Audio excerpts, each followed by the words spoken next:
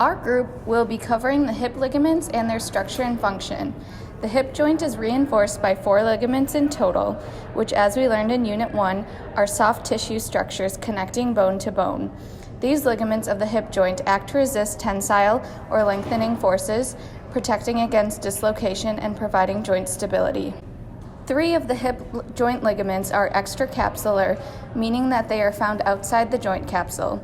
These 3 extracapsular ligaments of the hip joint include the iliofemoral ligament, pubofemoral ligament, as well as the ischiofemoral ligament.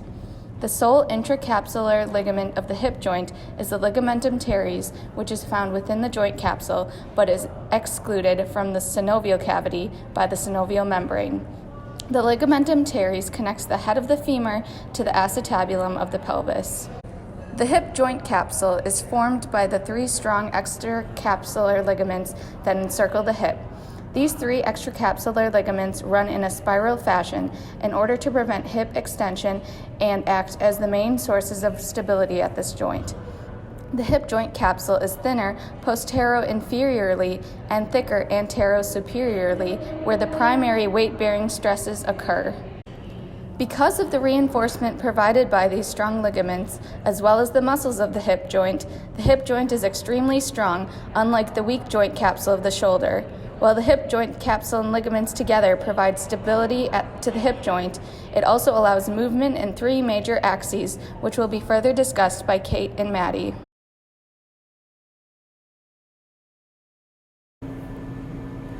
As Nicole mentioned before, there are 4 hip ligaments in total.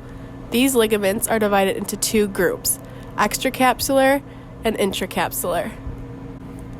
The extracapsular ligaments include the iliofemoral ligament, otherwise known as the Y ligament of Bigelow, which is a Y-shaped ligament that originates on the anterior, inferior iliac spine and divides into descending and transverse parts, which both insert on the intertrochanteric line of the femur.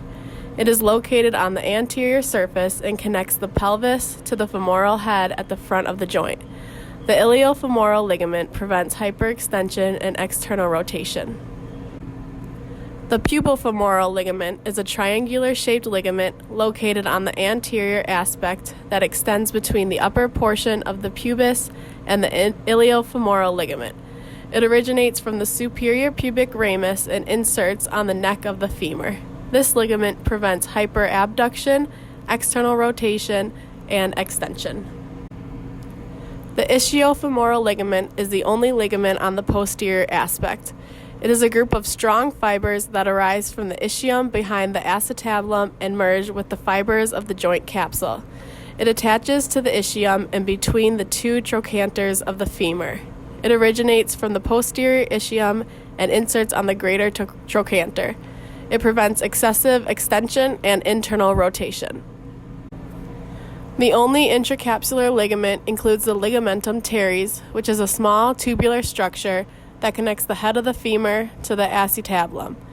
It contains a branch of the obturator artery, which provides vascular supply to part of the femoral head.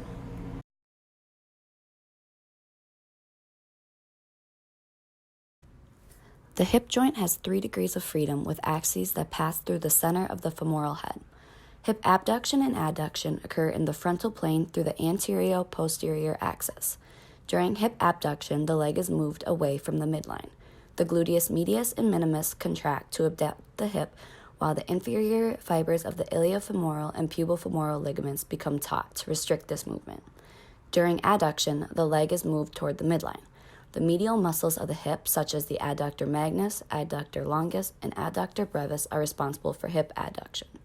While these muscles contract, the superior fibers of the iliofemoral ligament and ligamentum teres check the adduction of the hip.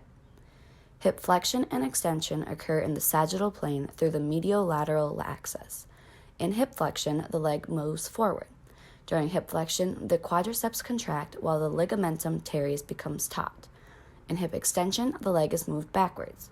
The gluteus maximus is responsible for hip extension, while the iliofemoral, ischiofemoral, and pubofemoral ligaments are responsible for limiting hip extension. The final motion is hip circumduction. Circumduction occurs in the transverse plane about the vertical axis.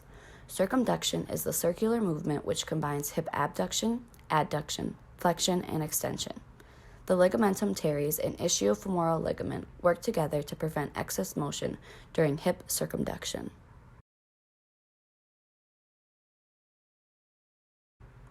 The large muscles that surround the hip form a strong and stable joint.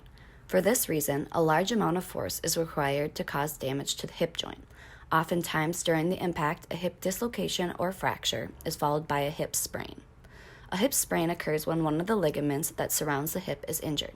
The pubofemoral ligament on the inferior surface of the hip joint is the most injury-prone ligament due to its narrow structure. There are 3 types of sprains that occur at the hip joint. A first-degree hip sprain occurs when the ligament is stretched but not torn. When this occurs, the joint maintains stability and normal motion, however, there is often mild swelling and pain. This is common when a ligament is overstretched during exercise. A second-degree hip sprain occurs when there is a partial tear in the ligament.